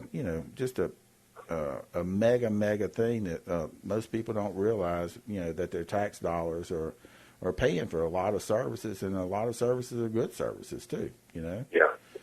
And and again, I think that we have some of the best educators, not just because I'm married to one, but I think we have some of the best educators, in the country. That's my opinion. Yeah. And and I am glad to be married to one, because it's a job that, most teachers, when they get out of school, when they get out of college, they could go in another profession and most probably make $20,000 more. Seriously, they can. I'm telling you, I know that for a fact. They can start off with $20,000 more than what they're starting off with, and have an opportunity to make a lot more raises. So it's a job that they want to do. It's a calling, and and they should be rewarded. When it comes time for retirement. Yeah, I can imagine most adults, it's like, okay, I could be around my children so long, but I can't be around my children all day. So, many of the educators, it's like, okay, they're dealing with the youngsters, educators dealing with them during the day, and then they go home, and at night they have their own. So, many of us, and it's wonderful that they do that, but I'm just kind of just jokingly saying it's like, most of us, it's like we get to get away for a little while and let the kids be at school and taken care of and get that reprieve, and then, come home and see them, and it's like, hey, great, be the nicest person in the world, but they're around them all day long. Well, we have, in my family, it was 2 kids, but if you ask my wife, it was 3, because she counted me in that category too. With the legislation going on, do what all's going on as far as some of the? Do you have any bills filed besides this one for the? Oh yeah. Oh yeah. I probably overfile bills. I don't think so. I mean, if I'll bring a bill that I think is, I'm not going to bring it if I don't think it's important and something that should be addressed. And there are differences of opinions that we have. And that's what government's all about. But what we don't need, and I don't think we see it as much here. And I say we don't see it as much. We do see it. There's not the gridlock that there is in D.C. right now with with the aisles being separated. Thank God. Yeah, I mean it's y'all did a remarkable job, and I want to commend y'all last year. For rolling up your sleeves and coming up with the budget, and y'all basically did it. I tell you what, you did it in a bipartisan way too. It was good to see both the Republicans and the Democrats coming together and coming up with a budget last year, and you need to be commended for that. Yeah, I think that there are disagreements in many cases, and there are sometimes the understanding that it's like we just they're those. I mean, each of us is representing a different constituency, and we have to answer to that constituency. And many of the constituencies, my district's different than New Orleans. Mine is different than East Baton Rouge. Mine is different than a rural district. So we all have different, people who are tugging at us and saying this is important. But, at the end of the day, there are times when we just have to go back and say it's like, we are going to do what we can. We're going to work together. But, the complexities that we face, will somehow, it's critically important that we're able to get together and at least, I think at the end of the day, if neither one of us, if none of us are terribly happy, maybe we did something.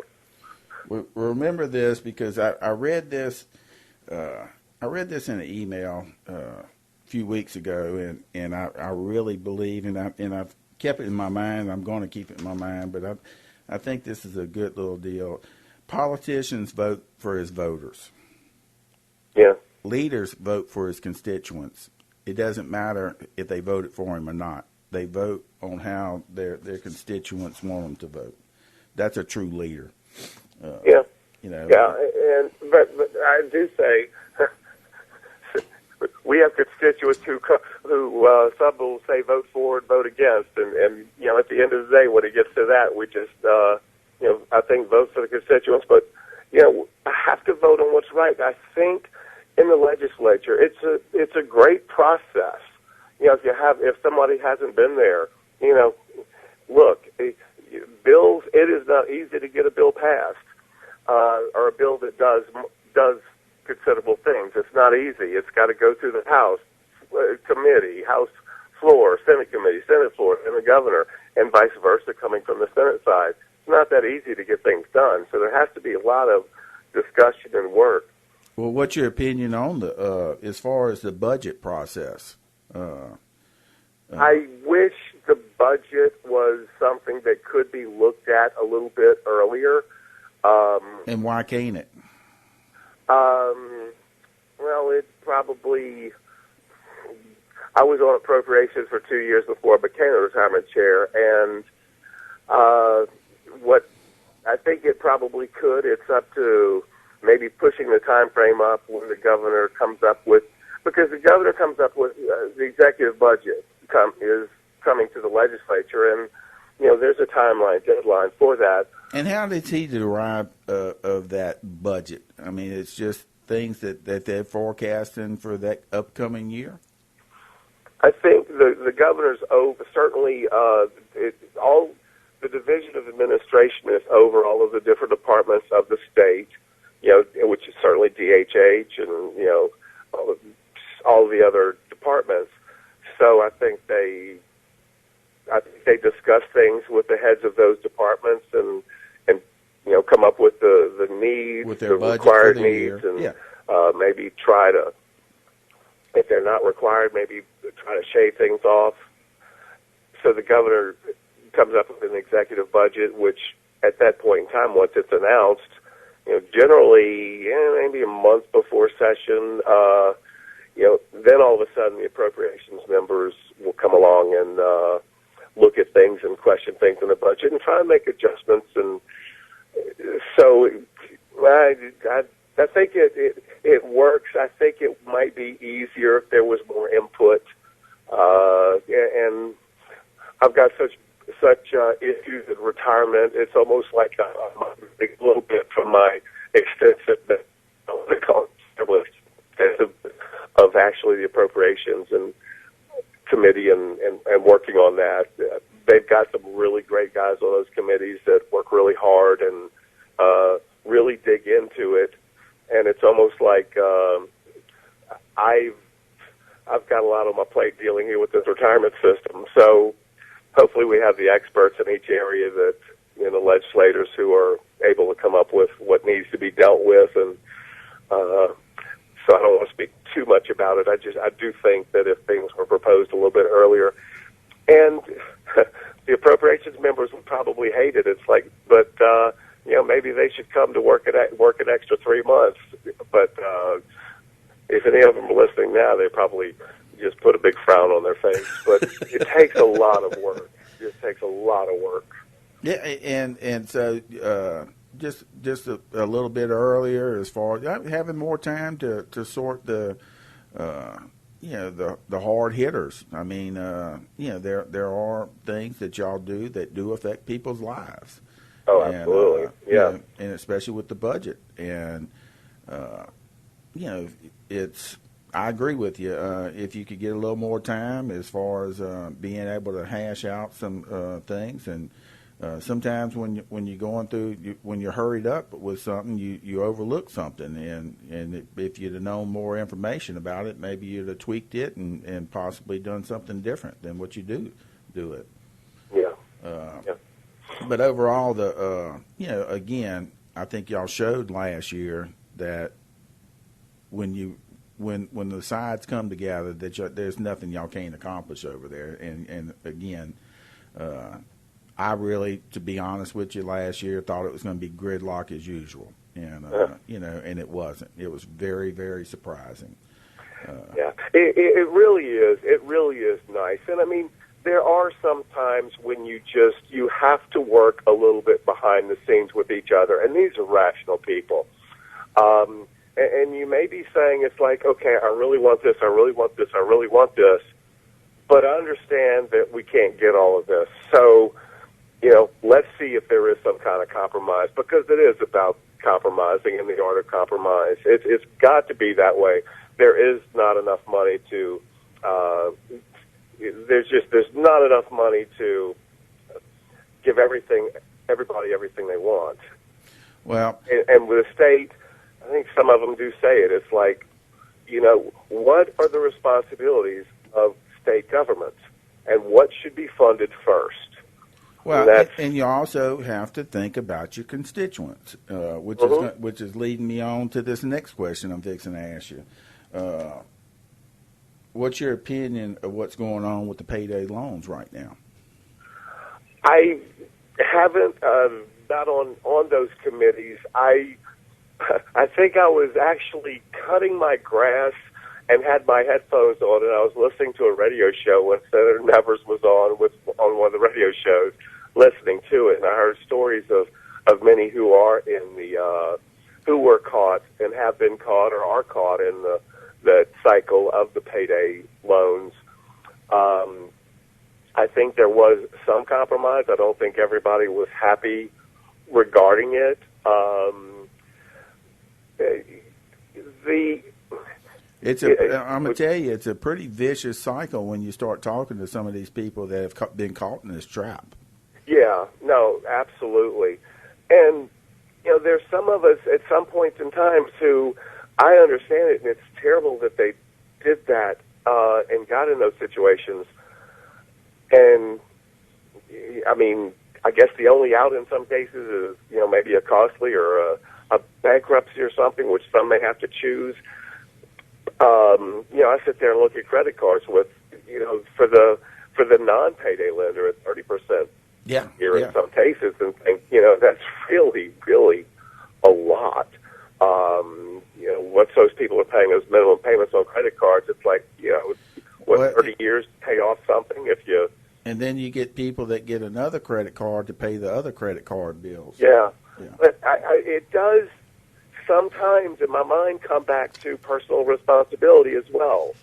And it's like, so it's like, oh my God, I got in this vicious cycle, a vicious trap, help me out. And it's like, why did you get in that vicious cycle? Why did you get in that trap? But let me tell you this, there are times,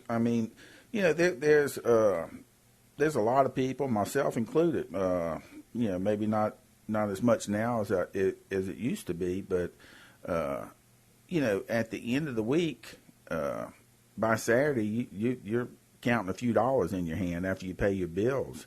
You pay your rent, your car insurance, and, that's mandatory, mandated by the state that you have to have car insurance. Yeah. When you're making, when you're making less than $8 an hour on 40 hours a week, it's hard. And you got any kids or married, it's hard to pay rent on an apartment. It's hard to pay for that car insurance. It's hard to pay for the gas. Yeah. And you get into a pickle, and it seems like, and I know you've been there also. It seems like when you're catching up, the transmission goes out in your car, or so you can't get to work, so you can't make the 40 hours. You can't pay your car insurance. You don't have gas money. But you know what? A lot of people and a lot of the listeners that have 2 or 3 jobs have rolled up their sleeves, have gone. They do the extra to make sure that their family is provided for. But there are situations, like I just said, where you get into a crunch and you just need a little boost until you can get back on your feet. And I think that when you start paying some of the amount of money that these little payday loans are, it's unreal. Yeah. No, I agree. And I mean, if there is one thing that if there is one thing that should be said, if anybody even contemplates or considers any type of payday loan, they should absolutely have a plan to pay that thing off and use it once and not make it become that kind of cycle. But it is an unfortunate thing. But I guess I go back to ages and ages and ages ago in the 1920s and the 1930s. There weren't payday loans, or there probably weren't. I guess there were loan sharks then. I don't know. But I think even a loan shark probably would have lent money to somebody who didn't have the means to pay it. But, there are times when, I think there are times when it's like, oh, gosh, there are times when you look back and say, okay, do you really, really, really need this? Do you really, really need that? Look, things are fine, but when I see sometimes when people have, it's like, not to pass any judgment on, but when you have 100 tattoos on you and then you're going to get a payday loan, could you not have, saved a little bit of money and not got, 15 tattoos in the last year or something? Years ago, people, there were, our grandfathers probably sat back and said, it's like, well, I had to walk to school. So many of these things are provided. Cars are, I think necessary, conveniences, but there are times when I think people just have to find a way to, to deal with their situation. And I just don't know if, I'm saying, there was a time when these things weren't around and people somehow survived. Well, I remember asking my mama one time. My daddy died when I was in my early 20s, but I remember asking my mama, how did you and Daddy do this? How did y'all buy this? How did y'all, the house and the car? And she said, well, we saved. And when we got enough money, you were talking about, they didn't have loan sharks. Matter of fact, they had milk cans and jars they used to go bury out in the backyard, or a cookie can. And, it's gotten easy. You were talking about the credit cards. It's gotten easy for people to, to get overextended. we're coming up to the end of the hour, and I want to let you know that we might not always agree on where we should be or how to get there. But I can't tell you how much we appreciate your courage to take on this fight and your willingness to continue to do this fight. I think you're a great person. I do appreciate you being a leader up there for us for the past 7 years, and I hope you continue the fight. And I look forward to maybe having you back on the show again. Look forward to it. I appreciate it. I enjoyed it. And we have Representative Pearson. Representative Pearson, tell listeners where your district is at. In Slidell, I used to be Slidell, a little bit of Pearl River. Now it's mostly eastern part of Slidell. So I butt up against Mississippi. So as far as you can go east on I-12 and I-10, that's pretty much where I am. Well. And I think this state would be a whole lot better off if we had more representatives like you. And again, we do appreciate you calling in, and have a great weekend, buddy. Thank you. And there are a lot of good guys up there, I assure you that. So appreciate the time, and anytime be glad to chat. Okay, thanks again. Have a good weekend. You too. And you are listening to WTQT 106.1. I am Neil Miller. I'm the business manager for Local Union 198, Plumbers and Pipe Fitters. I'm also the president for the Baton Rouge Area Building and Trades, and missed pushing a button. And anyhow, I want to thank everybody for listening in. We're coming out to the end of the show here, and I want everybody to remember, live better, work union. Thank y'all.